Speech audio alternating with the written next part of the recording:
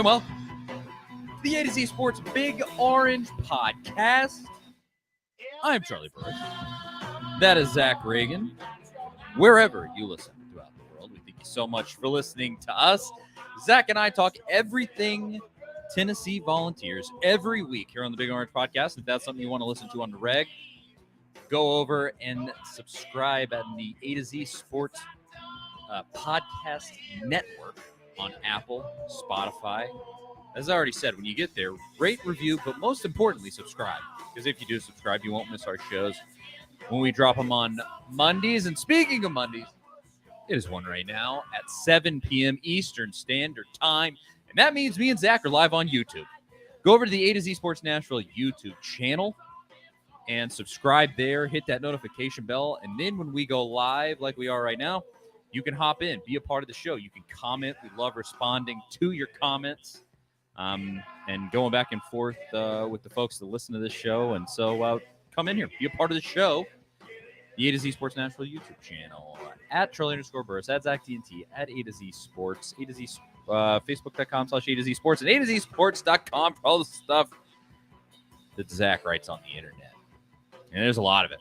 He literally posted something like 15 minutes before we came on. Zach, I was nervous on Saturday for this Tennessee football game. The Vols pulled it out by the skin of their teeth. Obviously, we're going to discuss that.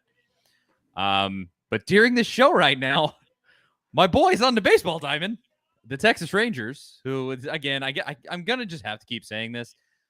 Family in Texas, grew up going to Rangers games. That's why I'm a Rangers fan.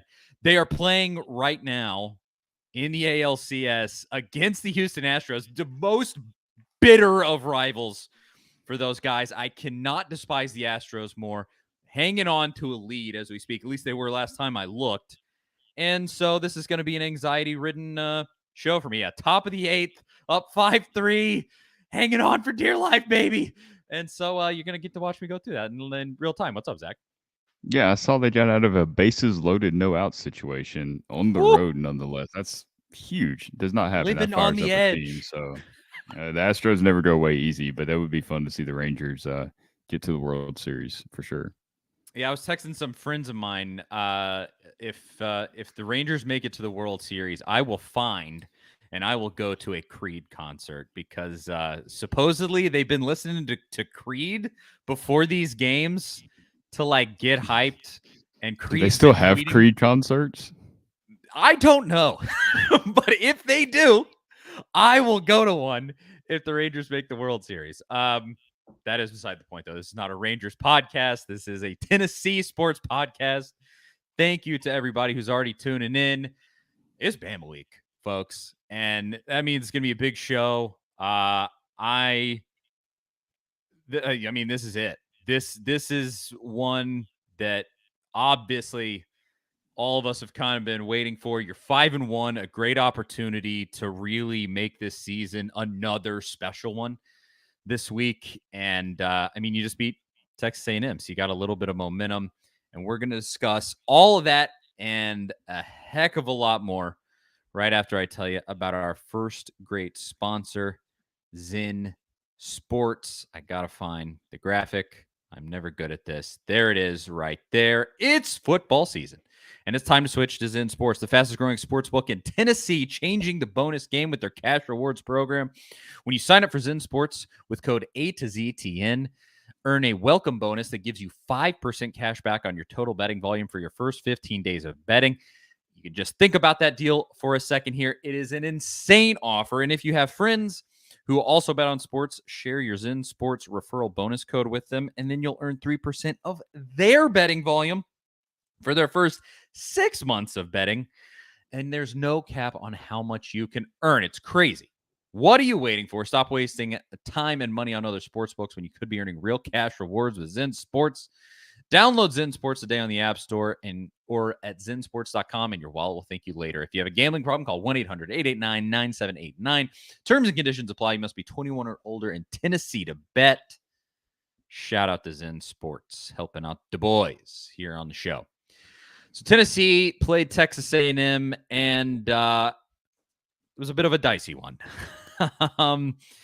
Came out, you're down at halftime. First game of Josh Heupel's time at Tennessee that he has won when trailing at halftime.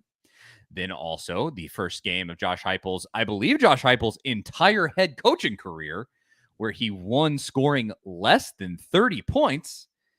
Joe Milton plays poorly. The wide receivers play poorly. Your running game plays awesome. Your defensive line plays incredible. And Tennessee walks out with a victory. Zach, what was your kind of 1,000-foot view from watching that game? I felt pretty confident going into the game. Like, weirdly, I wasn't nearly as nervous as I am for most big Tennessee conference games. I was way more nervous for Florida and South Carolina because I just didn't think Texas A&M was that good. I believed in their defensive front, but offensively, I didn't think it would be as bad as what we saw on Saturday because A&M was pretty terrible across the board outside of that first drive of the game. I just don't think they're a very good team. I don't think Jimbo's that great of a coach. I don't think he has the quarterback that he wants to kind of do what he wants. And who knows who's calling the offense. We were talking about it before the show. That marriage between Bobby Petrino and Jimbo Fisher always seemed like it was going to be a weird fit. Egos get involved, and goodness, both of those guys we know have egos. So who knows who's calling what down there. So that part is kind of what I expected. I think Tennessee's defense made it worse, the way that they played, especially the defensive line. Didn't expect that from Tennessee's offense. They actually ran the ball better than I thought. I thought they'd be able to pick things up in the passing game because A&M blitzes so much, and they kind of let you get in these one-on-one situations on the outside. I kind of thought this would be the game that we finally saw some of those downfield shots, and we almost did. I mean, there were a couple to Ramel Keaton that he dropped one wide open. Luckily, Tennessee did score on that drive. They got bailed out by a penalty on that particular play. There's a couple of pass interference calls that didn't get called that maybe Keaton makes a play. I still believe in Ramel Keaton. He's going through a rough patch. Who knows what's going on? You just never know. But some of those shots were there. They just didn't execute them. That to me was the surprise. Then they managed to run the ball. I mean, Texas A&M stuffed them a few times, but man, Jalen Wright, that dude continues to just get better and better and better. Like, as good as Dylan Sampson is, as electric as Sampson is, I feel like you can't take Jalen Wright really off the field because of his ability to pick up those extra yards after contact. I mean, he just does not go down easy. Every single carry, he's fighting for those extra yards. And to be no bigger than he is, he's not a huge running back. I mean, he's decent size, over 200 pounds, but he's not a Marshawn Lynch out there. It's impressive to watch. Honestly, I like the way they keep those three guys fresh, but I feel like Jabari Small should be getting the least amount of carries at this point. Nothing against Jabari Small. He's a tremendous player. He's going to be, statistically one of the better running backs that's played at Tennessee, but there's just so much there more that Sampson and Wright can really do. So what we saw from – Wait, do you hear that, Zach? It's that blue tick coonhound. Oh. Because Jalen Wright's a dog. That's a dog alert. I had to bring it back up. I mean, you just got to get fired up watching that guy run. I mean, when he gets hit, like he gets hit after he's 3 yards beyond the line of scrimmage and it turns into a 15-yard run, how can you not get fired up? The offensive line gets fired up. I mean, it's an element that has been fun. As stressful as it has been to watch Tennessee's offense this season, and the passing game kind of being out of sorts, the running game has been a joy to watch. So it was Tennessee. It didn't surprise me that Tennessee won the game, but it's just the way that they won, I think, surprised everybody. Absolutely. Even it's especially surprised Josh Heupel, because there was a video that I retweeted that somebody posted after the game, and it was him greeting his kids there on the sidelines, and he hugs his daughter, and he's like, "You've never seen anything like that in your life, have you?" He says something like that to her. And then he came into the post game and he was like, "Oh, I haven't been involved in a game like that in years." And it says something like that. I mean, Josh Heupel was more surprised than anybody, probably. It was a weird game. And man, the comments are going crazy. Thank you to everybody who's tuning in. Ernie says, "Go Vols, go Vols." Derek says, "GBO." GBO, of course. Man, I just going through here. There is just so many. Well, we're gonna try to get to the comments, but yeah, this this game was unlike anything that you've seen from Josh Heupel, and it was really just something to behold the way that this thing went, because I tweeted this out before we came on here. Tennessee is a hard-nosed, run-first, defense-heavy team with Josh Heupel. What's happening right now? I feel like I'm living in the damn Twilight Zone. That it was wild to watch, and maybe Texas A&M's a weird school with a weird team, weird. Would you consider the Yell Leader guys mascots, weird traditions? I guess it makes sense that you played a weird game against them, but I also think this is how Tennessee's going to win going forward. Like this has to be the formula. We were having this discussion before we came on here, but you brought up, Zach, that some commentators on TV were saying like, well, Alabama's offense is better than Tennessee's offense. Tennessee just can't get any offense going. Tennessee has like the number 30-ish offense in America right now. They just aren't scoring, but they're moving the ball. 250 yards rushing in that game, 230 right against South Carolina. It's just not happening the way that everybody thought it was going to happen. That's the only difference, is that it's all the yards are coming on the ground, and then you're having trouble finishing when you get into the red zone, when you get down. Really, when they get to like the opposing 40-yard line, it seems like things just like lock up. Something happens right there where just everybody loses it. I don't know what's happening and why that's kind of the cursed area for Tennessee right now, but it is. And so, yeah, it's just weird. But hey, here's the thing: you're 5-1. Period. You got that W in the win column, and that's what matters. And you're seeing the emergence of some guys who you just got to be so happy. James Pierce, obviously, he was my dog alert last week. James Pierce, he deserves it. Honestly, he deserves it again. Let's just the 2 dog alerts here. Dog alert number 2. James Pierce, dude, is brutal. He brutalized Max Johnson. Lived in the backfield. What was that stat? It was I had it on Twitter. Let me see if I can bring it up. That showed just how often Tennessee was in A&M's backfield. Here it is. Max Johnson was pressured on 25 of 39 dropbacks. That is 64.1% per Pro Football Focus. A&M has never had a pressure rate that high since PFF started tracking this stat in 2014. The dude looked like he was in the Matrix with some of the throws that he was getting off to avoid sacks. And I hate it for like Omari Thomas. He got robbed of a sack because Max Johnson somehow, while falling backwards, was able to keep his knee an inch off the ground and fling the ball towards the line of scrimmage. Incredibly dangerous, but the dude was fighting for his life all day long. It was incredible to watch, and that could be something to watch going forward at Alabama too, because they've had some of their own offensive line issues that Nick Saban talked about today. But that was the difference in the game. Like, when was the last time the defense was, really the difference in a game like that? Like, there's been games under Heupel where the defense played well, right? Like LSU, Clemson, Kentucky, Vanderbilt, those games last season. But this was a game that's like the defense won the game. It wasn't just a compliment to this explosive offense that you saw. And I don't know, I took some joy in that. I know a lot of people are complaining. We've seen a ton of that on Twitter and Facebook and social media, right, about the way that Tennessee's winning and the lack of offense, which is crazy because they're 5-1. Like you said, I tweeted on Twitter the other day that we've only watched Tennessee lose 3 games out of their last 19. Like, when was the last time they've gone through a stretch like that? They've had several games that have kind of come down to the wire over the last year and a half. The Pittsburgh game last season, the Florida game, which shouldn't have last year, obviously Alabama.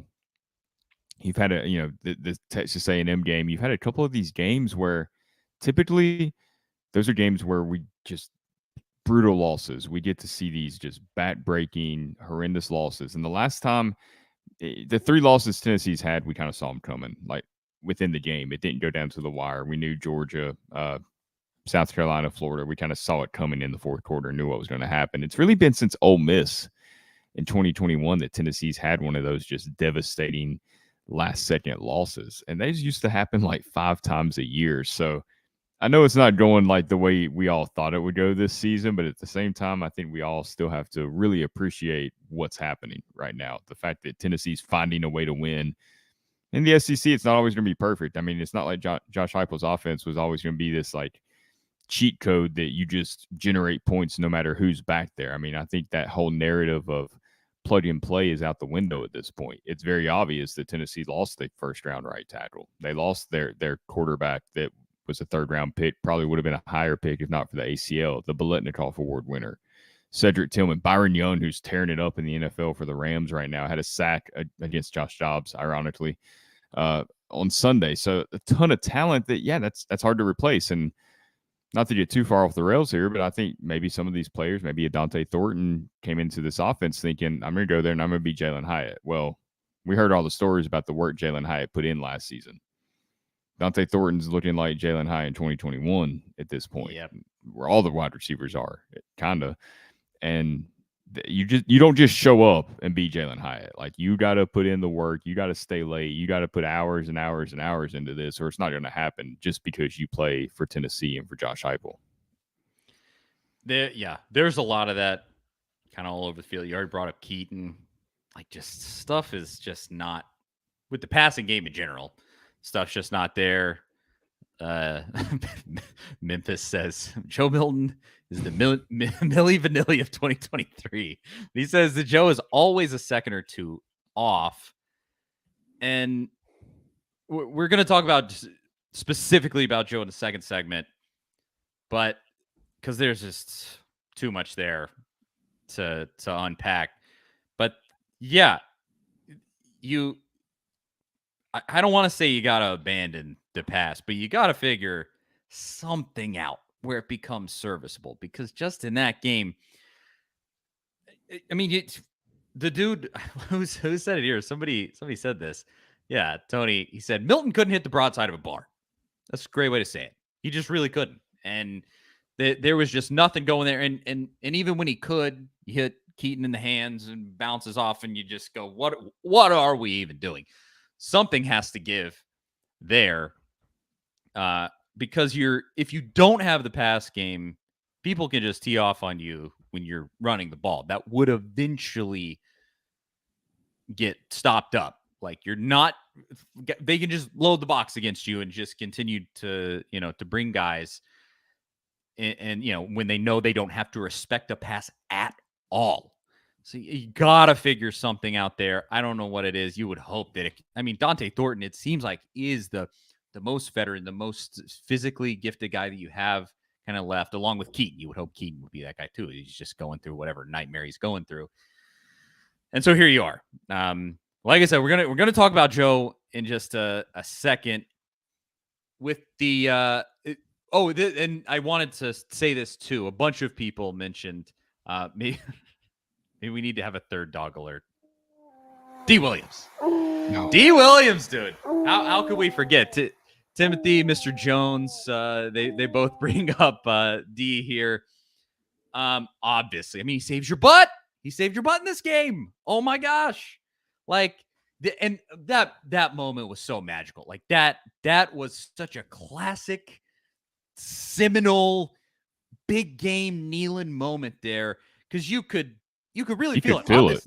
Yeah, you could feel it coming. That was the coolest part of that entire thing, because D. Williams himself pins them down at the goal line. Great punt, first of all, but then Williams fields the punt at the 1 yard line, and so he makes a great play there. People are already like, "Oh yeah, sweet, that's D." Look at him. Gets him down to the 1 yard line. Then Tennessee's defense does what they do. They're just killing him. The third down the third down pass defense there by Kamal Hadden made sure, because they wouldn't have got the first down, they still would have punted, but that ensured that they had to punt from their own end zone. A huge play.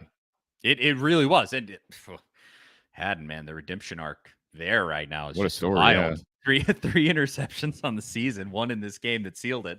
But yeah, and then from there they punt the D. Williams from just right in their own end zone. And like you said, you could just feel it. You could feel it coming. It's just like he's going to return this if they give him the chance. Don't give him the chance. And then they did, and he took it right to the house. And it is just so wild. I even talked to a friend of mine who lives in Knoxville, but he's actually a Florida fan and was at the game. And he said that it just you couldn't hear yourself think, that it just got so loud, so wild in that moment. It took the top off the place, and that it's incredible. D is a dog. Now, that brings up, why is D not playing on offense? What are we doing? Supposedly warmed up with the offense, warmed up with the wide receivers in pregame, and still got nothing, except for the game that saved, or the play that saved your butt in this game. That's a tough one for me. Do you have a theory as to what's happening there? I really don't, because part of what makes D. Williams great is the way he sees the field. He's fast. Obviously, we know he's fast, but on that 39-yard punt return, it never felt like he got even to full speed.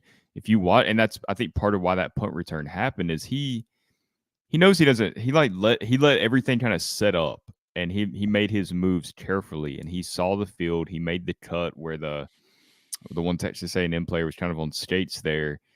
And he knew exactly where to go. Like, the way that he navigates the field, it's not that he's just blazing fast. Like, he sees the field really well. Yeah. And you would think getting the ball to him in space on just one of these screen passes, like how you don't have to know anything intricate about route running, I want to think, to just go out in the flat and catch a screen pass and let your block set up and see how far he can go.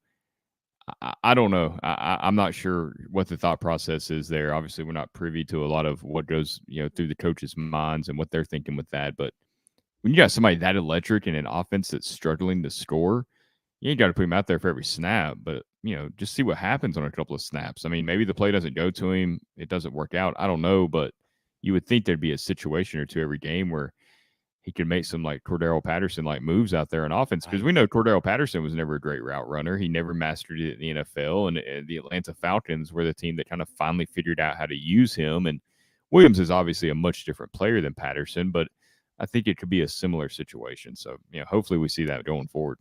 I mean, you really have two guys there that I think can be versatile pieces. Where, I mean, I think with D, you could go end around. Like you said, you could go screen pass, just some, swing pass out in the flat, something like that. And then Dylan Sampson, like Titans YouTuber here says, I love our running back situation, though I really like Sampson. I mean, Dylan Sampson, I really love when they pass him the ball. Because he's a little too, and this is going to be true probably his entire career, he's a little too small for pass blocking. He can build some skill in pass blocking for sure, but he's always just going to be a smaller dude. But he's got that, and I think we've even said it on this show in past weeks, he's got that Kamara feel to him, man. He can just be so shifty, and his vision is great, and he's just lightning fast in space. And so you got those two dudes, and I just look at that, and I go, with these kind of middling wide receivers that you have, I mean, Squirrel White, a wide receiver, Squirrel White can be good, but you add all of that together and you just go, surely, even though Joe can't throw a forward pass right now, surely we can figure something out there. Like, there has to be a way to get the ball in the friggin' end zone. With that, it's not like you're devoid of talent on this offense, and that's what's, Yeah, they were going to Sampson, and early in the season, that Virginia game, it seemed like he was kind of their red zone answer. Jalen Wright, Jabari Small would get him down the field, and Sampson would finish it off. And they really haven't went back to him in the red zone. And really, the idea there would be to pass the ball to him and get it out on the edge and the perimeter and let a couple of blocks set up, and maybe he makes a cut and gets into the end zone. Like, I feel like that, if you do that a few times against Texas A&M, surely he gets into the end zone one of those times, you would think. But again, I'm not the offensive coordinator there, the one calling plays. I don't know. I just think that Heupel could get creative, and now's the time. I mean, you remember the Alabama game last year? That was when he, I believe, for the first time, he pulled out the fullback run. If I'm thinking correctly, I think that was the first fullback run. So maybe he goes deep in the bag on this one and finally digs some of that stuff up. Yeah, a lot of McAllen Castle's up back there like that. Hand him the ball. He's a big dude. Hey, I'm saying, do something here, because the potential's there. You just got to unlock it. Because the thing that's missing, and I've seen a bunch of people say this already, like if you combine last year's offense with this defense, that's a national championship team. That's you would have been waltzing into the playoff last year. You would have given Georgia a better game. I mean, dang, like it's just crazy to think about. And so if you can find this offense, it's hard to believe that that's the conversation we're having with Josh Heupel as Tennessee's coach. But that's where you're at. And I think the main reason that we're having this conversation is the wide receivers, a little bit of offensive line, and it's Joe Milton. Let's be completely honest here. Your quarterback is a huge, huge piece in that. And let's talk about him right after I tell you about Farm Bureau Health Plans, our next great sponsor. Farm Bureau Health Plans has been serving Tennesseans for over 75 years. Some has changed in Tennessee. I lost my spot. There it is. Much has changed in Tennessee over the years, but some has stayed the same. Farm Bureau Health Plans has always valued personal relationships, especially when it comes to good health and good service. Plan on Farm Bureau Health Plans for health, dental, and vision. For better coverage, better rates, and better service, go to fbhp.com/ATOZ or walk into one of their 200-plus locations across the state. That is fbhp.com/ATOZ. Farm Bureau Health Plans. Get yourself a health plan with Farm Bureau. Joe Milton. This was a bit of a controversy on the post-game show with Jonathan Crompton. In fact, there were some pretty heated comments if you go and look at the couple of videos that we posted from the full stream, and then we pulled out a clip of him talking about Milton. Crompton has, in my opinion, been kind about Joe Milton. He's been very defensive of Joe Milton. And I agree with him at 1,000-foot view because a lot of his overarching point has been Joe Milton's not great, but he's not the primary problem. And I would look at it now, having seen a lot of Joe Milton, and I go, Joe Milton is probably the primary problem. And then the wide receivers aren't great. And then the offensive line hasn't been as good as it could be because of injuries for the most part. So I disagree with them in that way. But, yeah, I mean, put it lightly, Crump got a little bit roasted in the comments because people are not feeling Joe Milton right now at all. And it's tough because here are the facts on the ground. Joe Milton is not playing good football. For the second week in a row, he did not read a coverage correctly and threw a horrible interception. And it was nearly the same exact situation, near same exact length, right in the middle of the field. And it was right after he had made a great play. He had run somebody over, got up, taunted them right in their face, and then threw this horrendous interception. Like it just was, just a total momentum ruiner. He's just not playing well.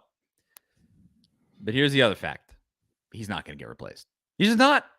You got to just kind of come to grips with that because they're not going to put Nico out there. They're especially not going to put Nico out there to, trial by fire in Tuscaloosa. That's crazy. Now that was, I believe Josh Dobbs' first game was against Alabama. I think it was in Neyland Stadium. But no, it was on the road, 2013. I was at the one in Neyland, and Neyland was 2014, but it was on the road. He ripped off a couple nice plays against. Yeah, he played well because he finished the season in 2013, and then they went back to Justin Worley to start the 2018 season, and saw Dobbs again at the Alabama game. Whatever it was. The bottom line with Milton is that they're gonna probably go with him unless he gets hurt. I said this even before the season. I think that's the case with him. Whether it, and you can just, they're not going to tell you. You can just fill in the blank on your reasoning there.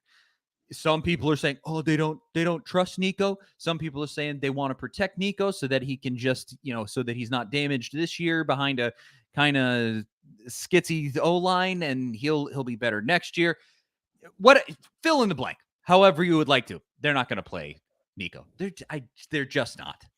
Because Joe, first of all, you're 5-1. You won 5 games. You only lost once. Now, the one game where you lost, Joe played horrendously And even in some of your wins, Joe played horrendously.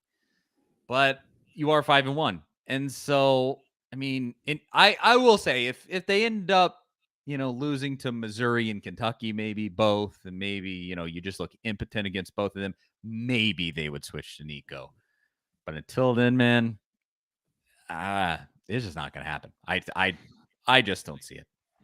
I think there's a lot of layers to this. I think first off, Josh Heupel really wants to protect his culture and what he's built in that quarterback room.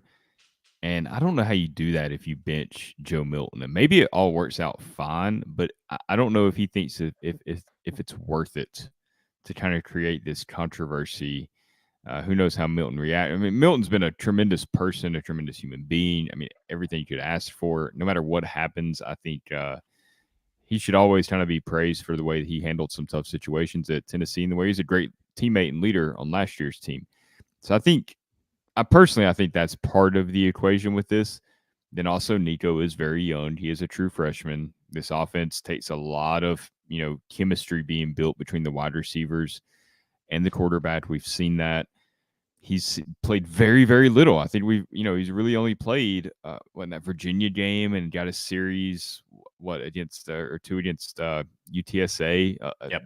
Didn't really see a whole lot there. So he hasn't really even had much on-field in-game action, not like we thought we would see because we thought there'd be some blowouts. So he hasn't really had the benefit of that. Who knows what to expect if you were to throw him out there? If you can't, like you said, you can't bench anybody when you're 5-1, no matter how the quarterback play is. Exactly. Now, on the flip side of it, the quarterback play hasn't been great. I know the receivers hadn't been great. Because of the way this offense works, it's almost impossible to know on certain plays who's at fault. Like there was one play, Joe Milton completed the throw to the sideline to Square White against Texas A&M on the left sideline, and it looked like Milton wanted to throw the ball deep, and he hesitated. And I'm watching the TV screen and let it fly, throw that ball, because earlier in the game he waited about a second too late on one to Ramel Keaton, and the pass interference wasn't called in the end zone. And if you throw that ball a little sooner, maybe it's a touchdown if it's accurate. I thought that's what was happening with Squirrel White. Well, Squirrel had come back. He cut off the route and kind of came back to Milton a little bit. They completed the pass. Squirrel was able to stay in bounds. It was a nice play. They clearly, though, weren't on the same page there. Who's at fault there? Because this offense, the defense is dictating so much of what you're doing, and you don't really know pre-snap where Squirrel's going. It depends on what kind of leverage the defensive back has and how he reads it, and y'all got to read it the same way. And Hendon Hooker and Jalen Hyatt and Ramel Keaton and Brew McCoy that were so good at that last year. And Milton had it with those receivers at times last year. We saw it when he played against Vanderbilt. He had a big throw to Jalen Hyatt. He had some big plays in the Orange Bowl. He had big plays when he came in relief against UT Martin. He hit Jalen Hyatt down the field. I mean, they had some of those big plays with those receivers. So I do think there is a lot of it on the receivers, but the decision-making hasn't been great. The pocket awareness, being able to climb the pocket, maneuver, move around, take off running, all these things that you saw from Hendon Hooker, all the things that you see from some of the higher-level quarterbacks in the SEC, from your Jaden Daniels and some of these guys, you just haven't seen it with Milton. I don't feel like there's any disputing that. Skill-wise and what we've seen, Milton has been a bottom-tier SEC quarterback this season compared to the elite quarterback play that we saw last season. Where do you go from there? Yeah, I agree with all of that. He's just weird. That's the thing when I see him, because you look at him in pregame. Physically, I don't know that there's a more physically imposing quarterback that you could have. He has to be the most physically imposing quarterback in all of college football. Just his general, can chuck a ball 80 yards, if not more. He's absolutely massive and could run you over. And then he gets out there, and like you said, his timing's off. His situational awareness is brutal. What was it? The opening drive, right? 4th and 2. And he runs out of bounds. He could have trucked the guy. Runs out of bounds. You're massive. Run somebody over. But then later in the game, he runs somebody over, and he's standing over them, taunting them. And then he goes and throws a ridiculous interception. And it's just all this combined. And then you look at him on the sideline during all of that, and he never really looks shaken, doesn't really look like disappointed. And this is, I never really like the criticisms like this. I'm just pointing out what I'm seeing. It's just weird. I'm not saying it's necessarily bad. Like, there's a lot of people who'd be like, oh, he didn't look super pissed off. Not everybody just gets super pissed off when they play bad. That's just not, some guys do, some guys don't. It's just not universal across the board. You can't take a whole lot away from that, but he goes over the sidelines almost no matter what, and he's just kind of looking the same, does the same. He never looks shaken, but then he goes out and doesn't play with confidence. And that's what I don't get. Like, Hendon Hooker never looked shaken, and then he went out and played with confidence. That makes plenty of sense. He was unflappable most of the time. But Joe looks unflappable, and then he goes out there and he plays meek football and looks like he doesn't want to run the ball. And it's just weird. Like, and the criticism is fair, by the way, because he's older than some NFL quarterbacks at this point. Yes, so it's not like you can give you can't, because I'm always weird about that too. Like 18, 19-year-old kids, like they're college kids.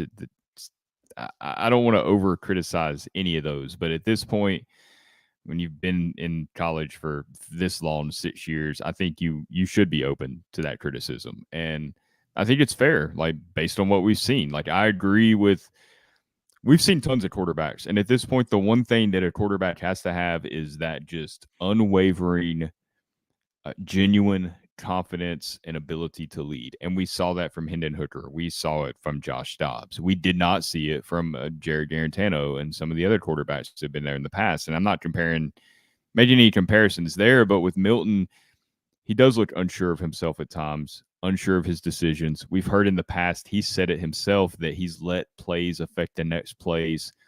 The bravado on knocking someone over on this quarterback run and then running out of bounds. I mean, we saw it against Ole Miss in 2021. I mean, that was part of the reason they lost the game. It's 3rd and 8, and you get an offsides play, and yeah, you kind of want that free play there, but also it's 3rd and 8. You're not getting a free first down.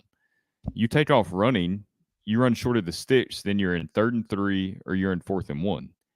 When you could make a play there, move to the inside, and chances are you're 6'5", you're 240 pounds, you're going to pick up that extra yard. You're going to keep the chains moving. And to me, that's priority number one, keep the chains moving. You had that opportunity, and you saw it later in the game with the 4th and 2 situation where it looked like he could have just ran for it, and instead he kind of throws it to nobody that was open, kind of out of bounds. And the decision-making, just awareness, all of that stuff just hasn't been there. And that's fine. Like, that's an elite quality that not many quarterbacks have. Like, it's a very hard position to play. There are not that many elite quarterbacks. Look at the NFL.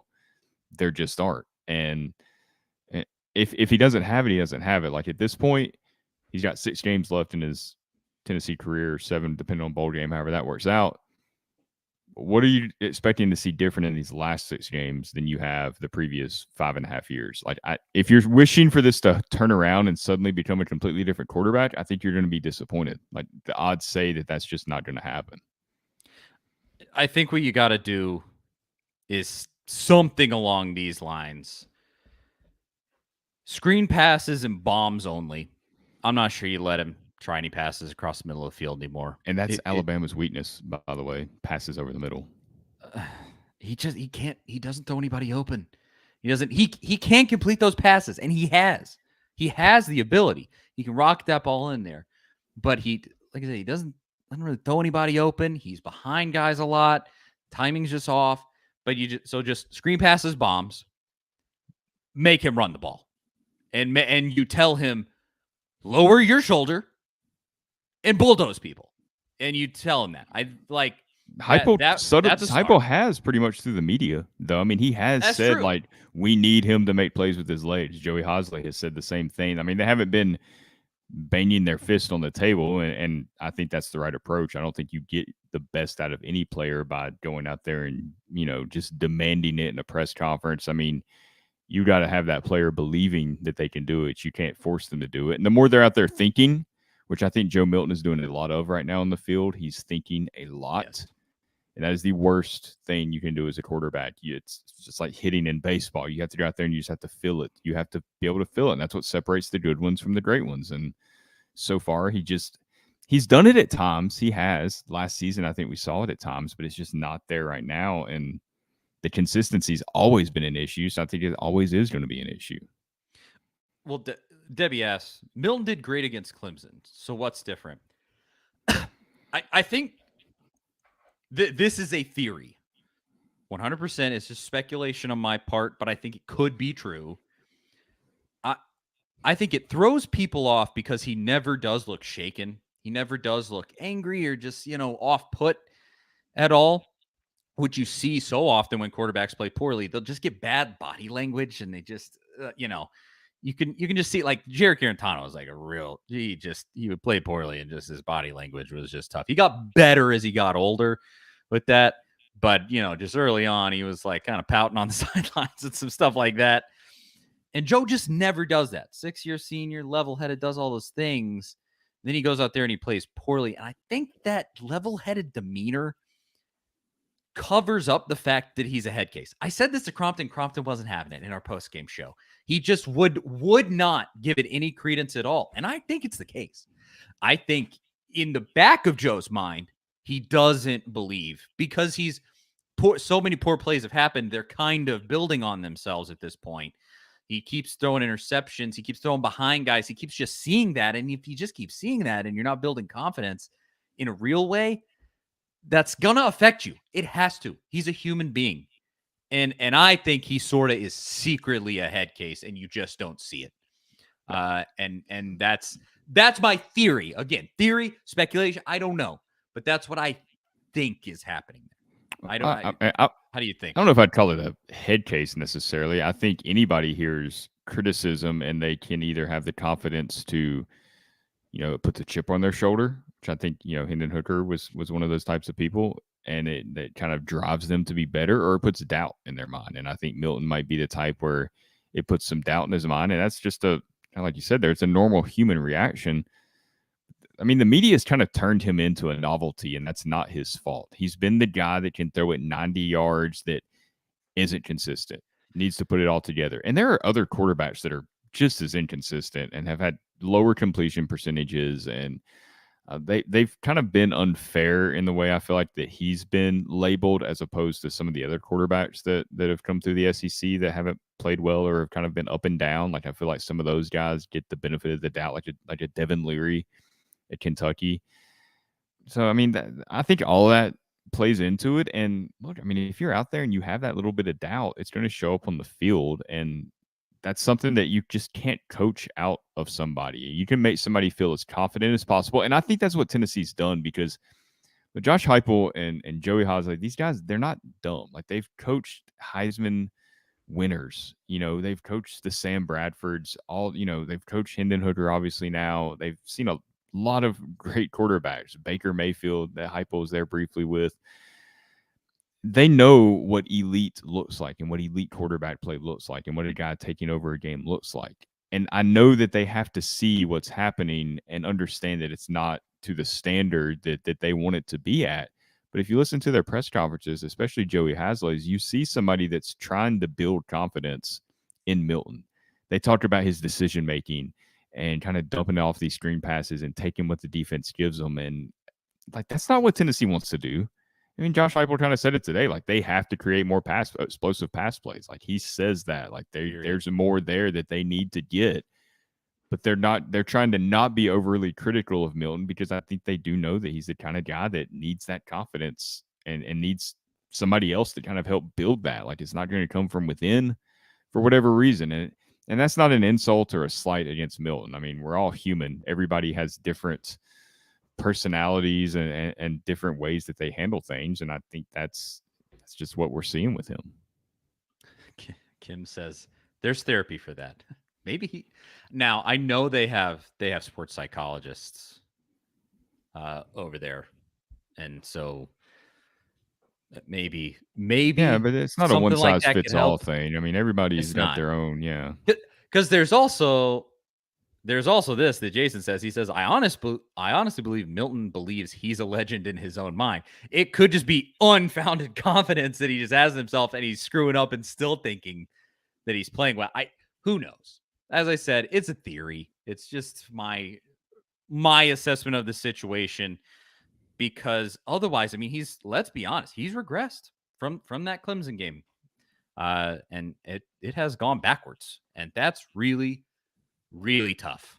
And just frankly, it just can't happen. Yes, you're winning games, but you're not going to win the big games playing like that. You just aren't. So there's kind of that with Milton. We do have to talk about this Alabama game. It's a big one. that's what's about to happen. Bama week. So let's talk about it right after I tell you about HelloFresh, our next great sponsor. If you're what? Here it is right here. What is HelloFresh? With HelloFresh, you get farm fresh, pre-portioned ingredients and seasonal recipes delivered right to your doorstep. Skip trips to the grocery store and count on HelloFresh to make home cooking easy, fun, and affordable. That is why HelloFresh is America's #1 meal kit when it comes to options. More is more with HelloFresh, and that's why HelloFresh's menu includes 40 recipes and over 100 add-on items to choose from every week. A busy fall schedule doesn't always leave you with time to spare. And with HelloFresh, you don't need to spend all evening in the kitchen to whip up a wholesome meal. With their quick and easy recipes and 15-minute meals, you can get a tasty dinner on the table in less time than it takes to get takeout or delivery. Go to HelloFresh.com/50VolsAZ and use code VOLS, that is VOLS, HelloFresh.com/50VolsAZ, code VOLS, and you'll get 50% off plus 15% off the next 2 months. Again, HelloFresh.com/50VolsAZ, code VOLS, 50% off, and then 15% off your next 2 months. That is HelloFresh, America's #1 meal kit. Now to this Alabama game. Obviously, 1 year ago yesterday was October 15th, 2022. It was a beautiful, beautiful day in Knoxville, Tennessee. Not just the weather, but the Volunteers knocked off Alabama for the first time in 15 years. It was magical for everybody involved. Obviously, we were all there. We all, wherever you might have been, we were all witnessing it together, celebrating it together. It was absolutely unbelievable, incredible, and, use whatever words you want. I could talk about it all day long. But this day was always going to come where you had to play Alabama again. You can only live in the light of that victory for so long. Those highlights will live on YouTube forever. But you got to play Alabama again. And now the game is in Tuscaloosa. And this isn't going to be easy. But if you watch the game against Arkansas, if you watched Alabama's game against Texas A&M, you'll certainly see Alabama's pretty vulnerable. Obviously, I mean, they kind of got their butt kicked by Texas in Tuscaloosa. It was a huge night game that was there, and Texas kind of just kicked them around. It was early in the season. I think Jalen Milroe's gotten a little better. I think their defense has gotten a little better. They've improved some over the course of the year, but they got played really close by Arkansas. They got played really close by Texas A&M, and you just beat Texas A&M. And so where does that leave us with this game? I'll throw it to you first, Zach. If you watched that Arkansas-Bama game, how are you feeling about Bama at the moment? I mean, I think this is the most beatable that Alabama has been on the road. I mean, since Nick Saban's been there, maybe. I mean, I think that's fair to say. I mean, Tennessee's come close a couple of times in 2009 and 2015, but those are pretty good Alabama teams. I think this is the most beatable that they've definitely been at home. I think Alabama fans are starting to get restless because they've championships are bust, and they're not winning those championships the last couple of years. They're losing games that they haven't been losing for a long time. So I think the potential to take the crowd out of the game early is there. I don't know. I think Georgia last year at its best is going to be tougher than Alabama at its best just because of the state of the program. As far as the actual game, Alabama's offense hasn't been great, but they have created some explosive plays every now and then. And that's their first drive or their first scoring drive against Arkansas is my worst nightmare for Tennessee in this game. It was 3 plays, 79 yards, I think. It was no gain on first down, a bad snap on the second down. So then you're in 3rd and 14, and it's a 75-yard, 79-yard touchdown. I mean, that's the type of things that we've seen happen to Tennessee from time to time. But I think Tennessee's defense is obviously better than Arkansas's defense.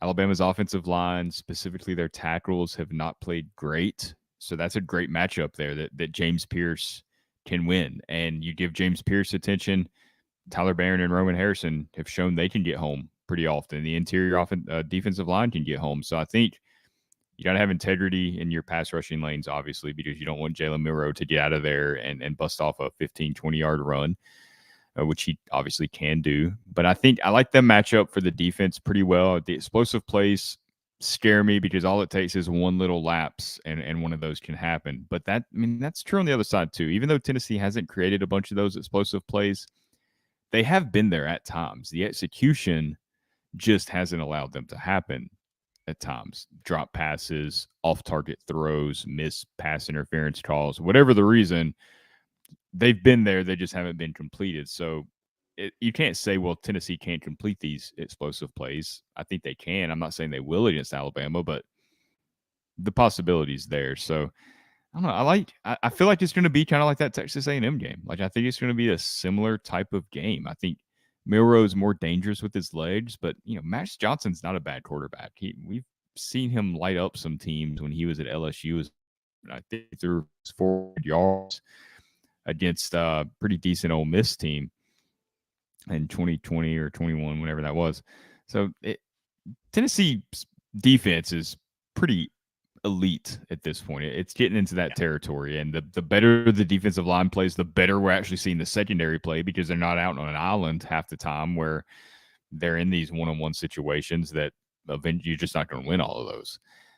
Obviously, it's the offense that's bothersome. I already alluded to it earlier. Alabama's vulnerable in the middle of the field, running the ball and throwing the ball. Joe Milton's going to have to throw those balls over the middle, and he's going to have to complete some of those. Like he's going to have to they're going to have to be like some crossing routes or something to get guys in the middle of the field and in space where they can create something after the play. And you have to win those one-on-one matchups on the outside. Like you cannot win this game unless you create a couple of explosive plays. It's going to be the opposite of last year's game. You go from Bryce Young versus Hendon Hooker to Milroe versus Milton, neither of which I think at this point are NFL quarterbacks. And I don't think they'll be really in the NFL, maybe on a practice squad or something. So I think it'll be, under 30 points. I think the team that wins might score under 30 points, and it's going to be just an ugly, frustrating game that maybe has one or two big plays, and whichever team completes those one or two big plays is probably the team that wins. And unless Tennessee can get a pick six or a punt return, they're going to do their best not to punt it to D. Williams, unless they're in a situation like Texas A&M was, where they literally had no choice. Honestly, Texas A&M would have been better trying to run a draw play and getting Tennessee on the 10-yard line, because they wouldn't have scored from there. They would have been better off doing that than punting to D. Williams. But that's just the type of game I'm expecting personally. I think I pretty much agree. I think this game actually lines up as well as it could for Tennessee, because Alabama, just like last year, Alabama has more talent than you. They just do. They have more talent than everybody except Georgia. That's the way that it is. Now A&M has a lot of talent too. Let's not sleep on that. That's true. Jimbo paid for a lot. Woo. And he is squandering so much out there. Oh my gosh! Oh, man, what we didn't even talk about Walter Nolan. That sad situation. Maybe that injury. Thoughts to him. Maybe that injury gives him enough time to think about transferring back to Tennessee. When Jimbo gets inevitably fired this offseason. Rodney Gardner is the best DL coach in the nation. I don't know why you wouldn't want to play for that guy. No doubt. And I will say it's VolQuest. Somebody posted an interview on YouTube. I think it was VolQuest. Had an interview with Rodney Gardner this week. Is really good. Garner's awesome. He's a very cool family man. This guy, he has been in the SEC since 1984. You played at Auburn from 84 to 89. immediately started coaching at Auburn in 1990 and has been at either Auburn, Tennessee, or Georgia every year since 1990. So for almost 39 years, this man has been in the SEC. Incredible. And being the age that he is, I mean, near like your typical retirement age, and still just, I mean, he's one of the best doing it. I personally, I think he's the best doing it. If the proof's in the pudding, the results are right there on the field with that defensive line right now. But to your point, this game lines up well for Tennessee because the defensive line is dominating. Alabama's offensive line, I think somebody said it, they've had to replace pieces on that offensive line. I think they're going to be playing a freshman at right tackle. Yeah, their tackle situation is not good. Maybe it's left tackle. Tackle, I think. Left tackle. And so Tyler Barron, James Pierce going to be playing against a freshman, and good freaking luck, my man, with anybody who has to do that. And so you look at that. I mean, Arkansas had 5 sacks against these boys, and so that's right for the picking for Tennessee. That's you can take the crowd out of this game by doing that. Absolutely deflate the place. Obviously, you get the ball back, give yourself more chances on offense, things like that. But that could just be so huge if you start with dominating its defensive trenches. Now on offense, it's all just gonna be find a way, and I think it really starts with not committing penalties. You cannot hold. You cannot have a pre-snap penalty and start at 1st and 15. You can't. You just can't. That's not how you will ever beat Alabama. Last year, I mean, that was one of the main things that sunk Alabama in Neyland Stadium last year. What was their pre-snap penalties? I mean, they had how many? I think, didn't they set a record? It was Tennessee quite a few, or like the most Saban has had, maybe. It was quite a few. It was like 10 or 11. Just a brutal amount, and that will sink you anywhere. Obviously, we saw Tennessee at Georgia last year. That will sink your ship so fast. It about sunk Tennessee at home against A&M. Yeah, exactly. Were very confident. I'm not confident that they can do that. It's something that Josh Heupel. It's the one criticism I think that is very fair of Josh Heupel, and you're always going to have to live with some pre-snap penalties because of how the offense operates. Inevitably, there's going to be some false starts when you're moving that fast. It's just even as efficiently as this offense runs or has ran at times, you're going to have some of those. So I think it's something to live to an extent.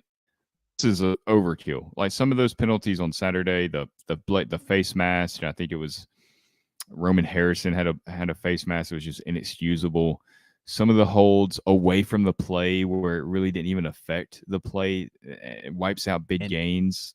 You got away with 2 face masks. Oh yeah, in that game that didn't. The get called. officiating was so terrible in that game, and there was stuff on both sides. I mean, we Texas A&M got away with brutal pass interference in that game. We tend to focus on that stuff, and we tend to like take a deep sigh of relief whenever they don't call it on Tennessee, like the one on Tyler Barron where he looked at the ref to see if they were going to call it and they didn't. I'm sure Texas A&M fans are feeling the same way. Officiating was terrible, but yeah, to your point, you cannot do that on the road in Alabama and win this game. Absolutely. Elias, he says you got to win special teams too, 100%. D Williams, and I think you got to win on special teams. If Alabama plays their cards right, D Williams never going to touch the ball in special teams in this game. But sometimes, like you said, it's unavoidable.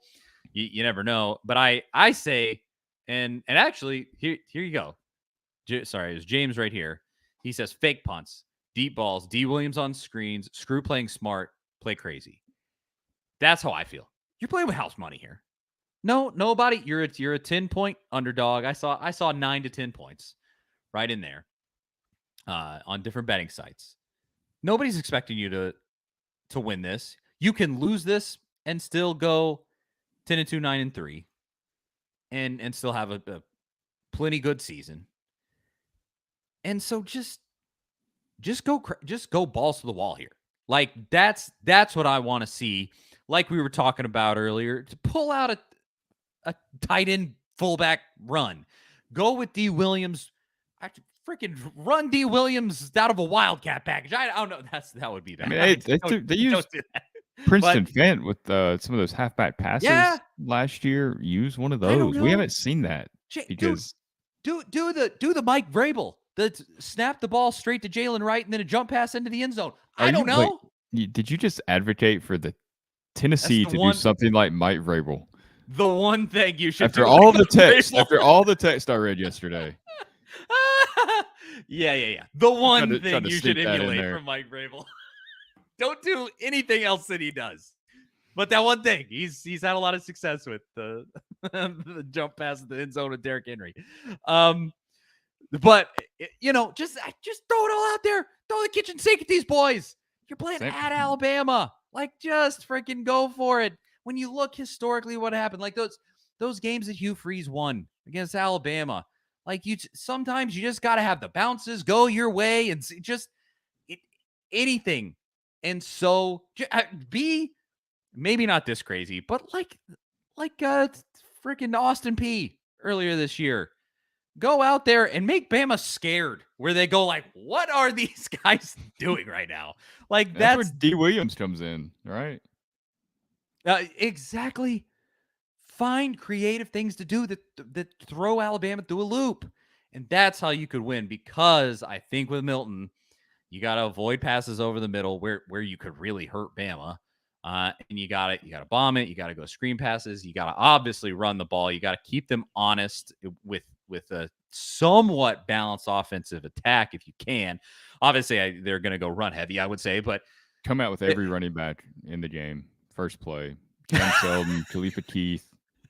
Line them all up. Right, Small Sampson, just Saban. Like, what in the what? Line them all up on one side, yes, as if you're going to pass the ball, but then call an audible, and then they're all in the back. Can you have even 5 guys in the probably back? Not. It's probably an illegal formation of some sort.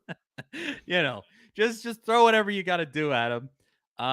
And that's what I say, because you're not just gonna line straight up against Alabama and beat them. You're just not. The margins are too thin with how Tennessee's playing this season. That's just not going to happen.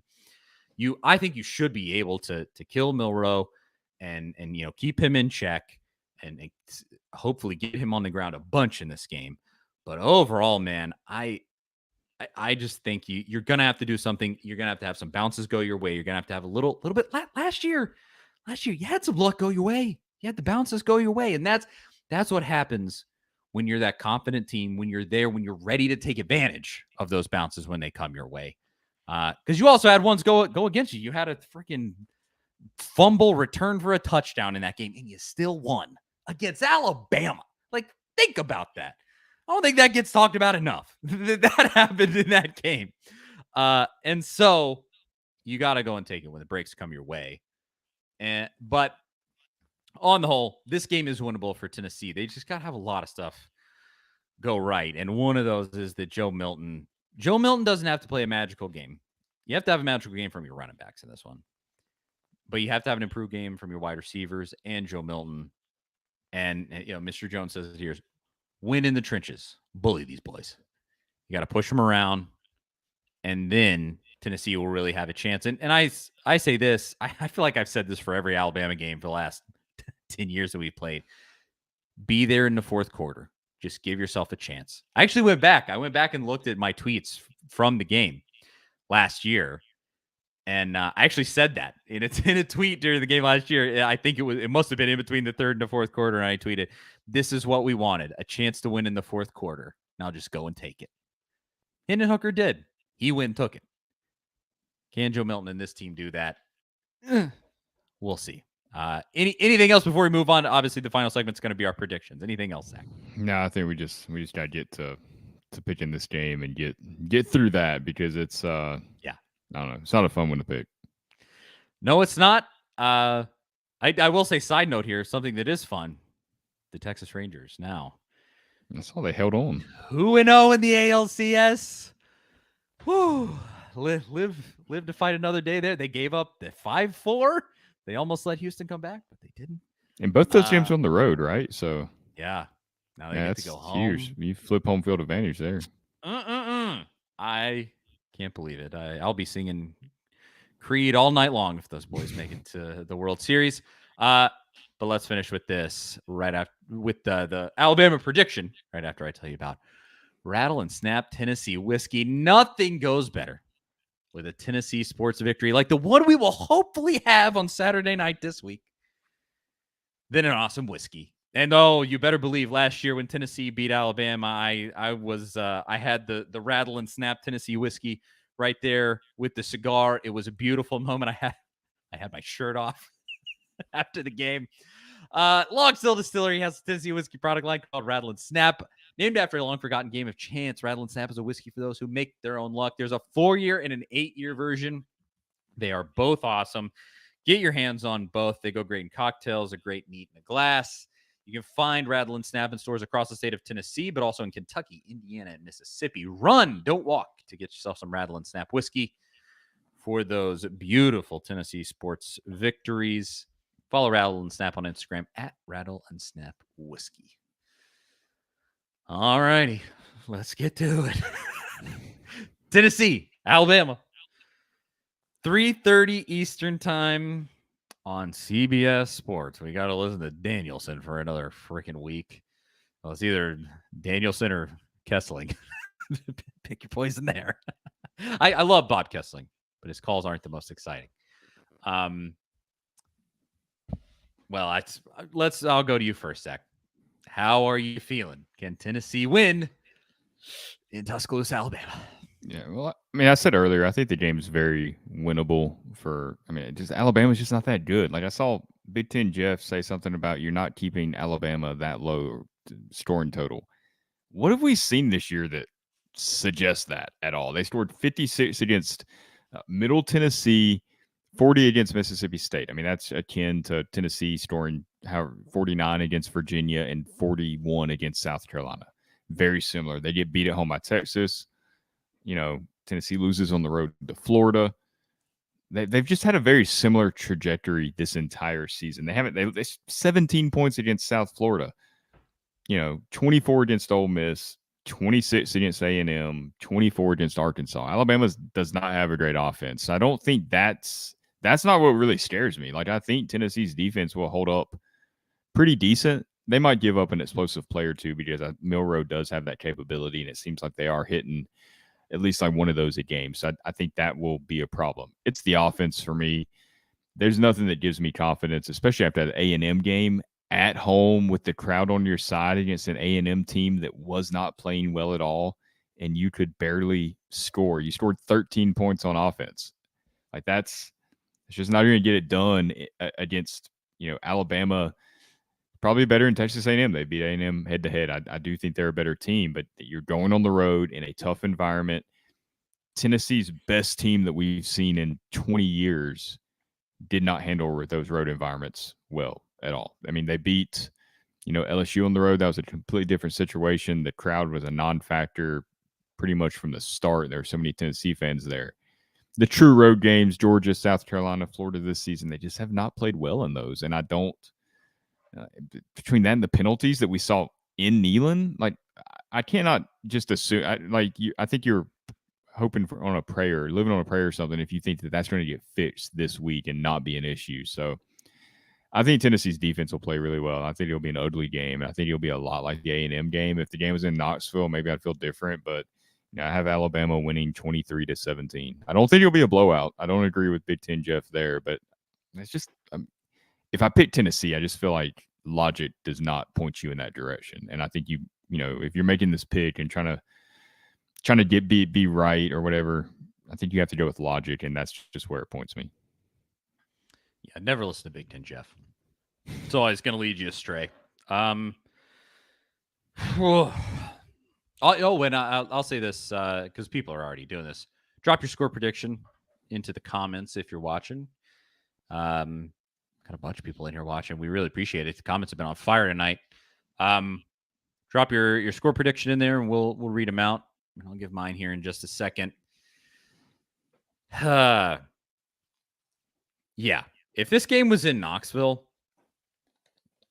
it's almost a pretty easy pick for me. I think I would go Tennessee. I think Alabama with Bryce Young was shaky in Neyland Stadium, much less Milroe. So I think you look at that, and that would have been kind of a gimme choice there. But just it being on the road and the way that we've seen this team operate on the road. I mean, Bama is not known as a hostile. I mean, obviously it's loud. It's an SEC stadium that holds like 100,000 people, like something like that. Of course it's going to be super, super hostile, but it's not known kind of like Neyland Stadium or like LSU Stadium or anything like that. It's just not in that same. It's kind of like Georgia. It's like, yeah, it's loud and we all know that, but it's not notorious.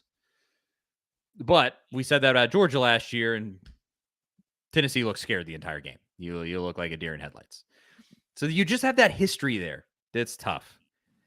To your point, you were committing a bunch of penalties on your home field this past week. And maybe you could say like, oh, well, we were just getting them out of our system. We're doing them against Texas A&M, and you still win. And so now this week it's going to be better. But I don't know. I don't know. I think it's gonna be close, and I think it's gonna be really good. And I think Tennessee will have an opportunity to win in the fourth quarter. I really do, and I think we'll go into that fourth quarter really, really hopeful, and then it slips away. I don't think it's gonna be a victory in Tuscaloosa. I don't know what I would do. Like I remember having this conversation last year when we did this show. I need to go back and listen to it.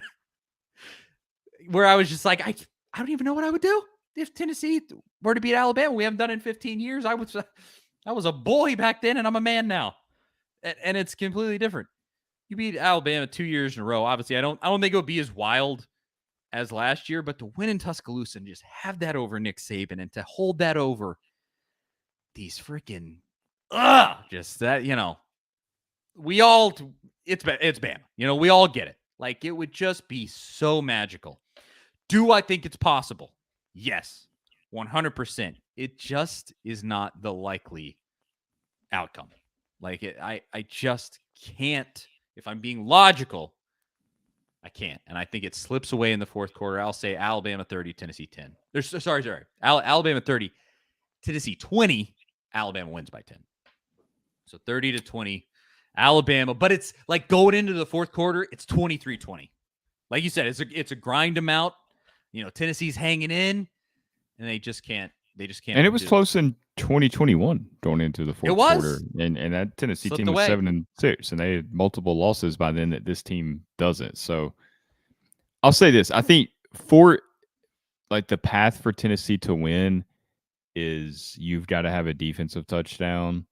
You've got to hit one of these explosive plays that we haven't seen. Like, I think those two things, maybe even a D. Williams punt return. Like, but I think a defensive touchdown is a must to win, because I don't think Tennessee can score enough points, at least not this version of the offense, to outscore Alabama. And that's not saying it's just shootout. Obviously, we've talked about that a lot, but I think you've got to have a defensive touchdown to have a chance here to win on the road. Because it's just so hard to win on the road in the SEC, especially when you're committing penalties like that, and they haven't proven that they can really do it yet. So something that there's got to be like kind of an X factor, I think, that comes up and happens. Yeah, I said this to Crompton when I was getting his prediction for the game. I think it's just going to come down to who can make that play.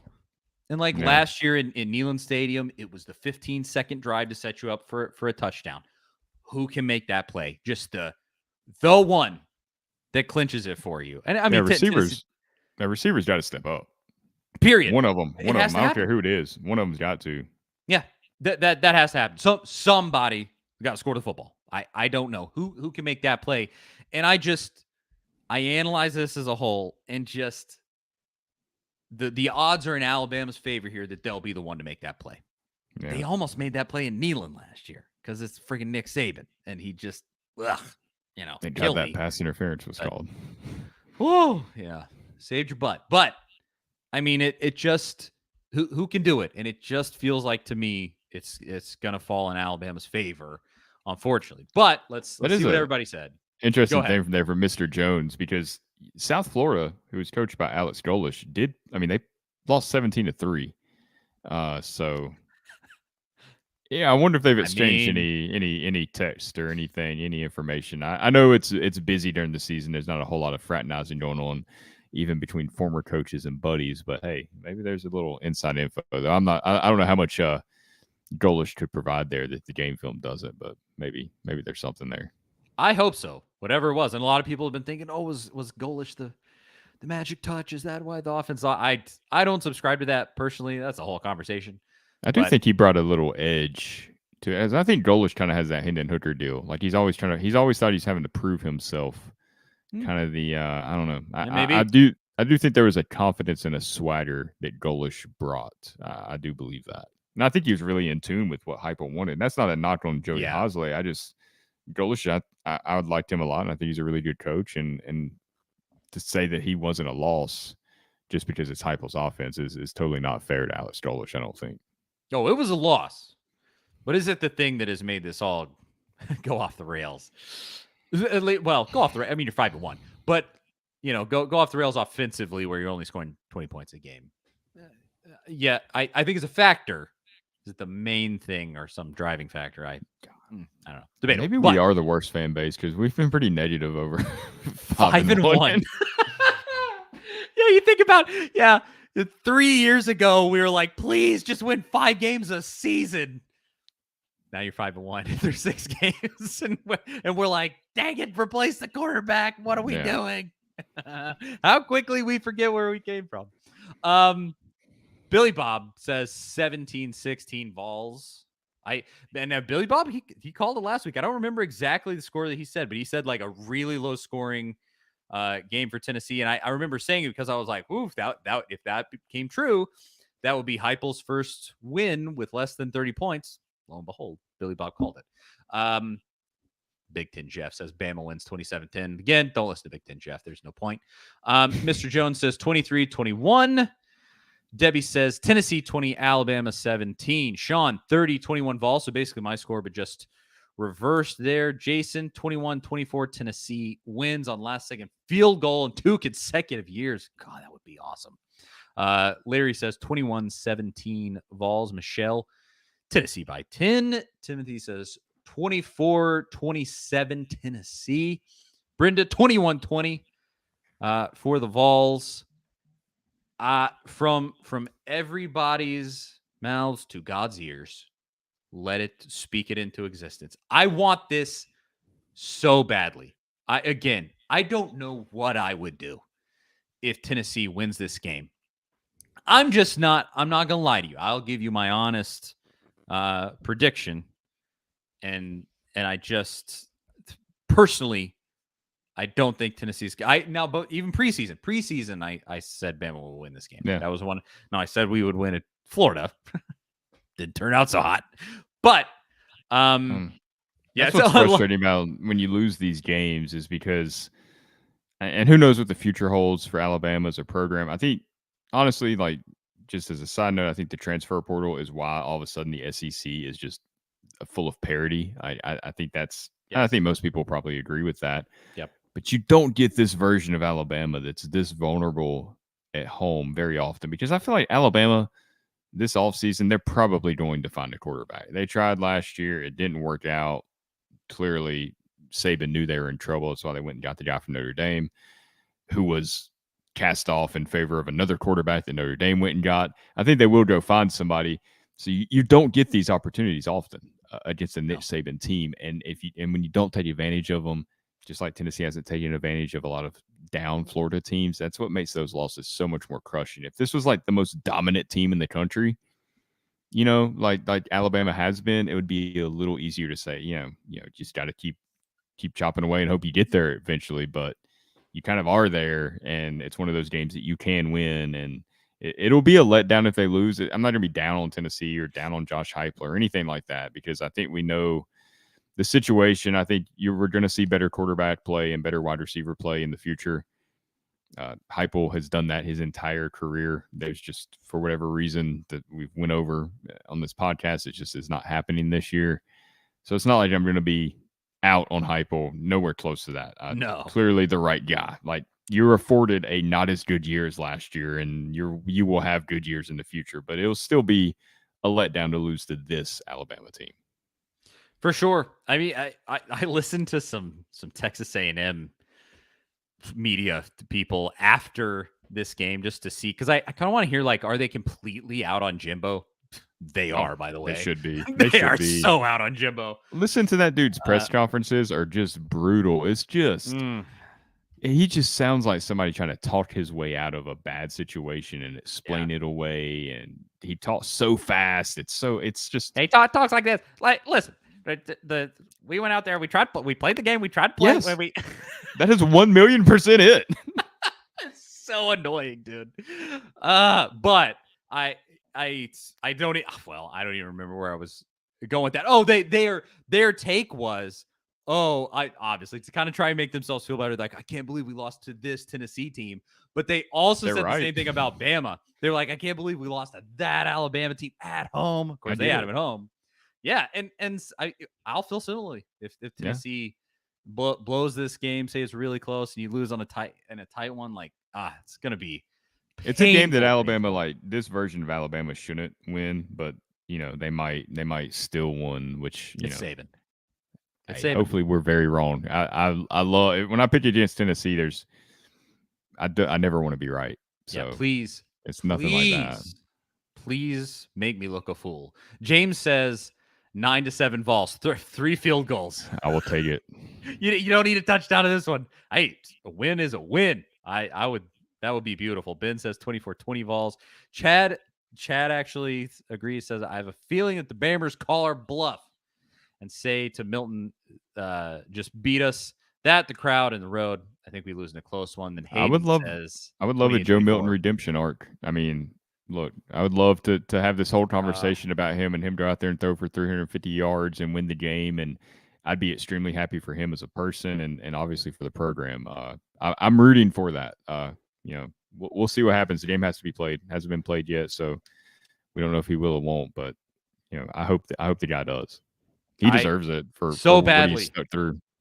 Oh my God, he deserves at least one moment like that this season. A truly transcendent moment for everything that he's done for Tennessee and the amazing sport he's been through all of this. But Hayden says 28-24 Vols. And Elias, I believe this is in response to what would I do if Tennessee wins in Tuscaloosa and beats Alabama 2 years in a row.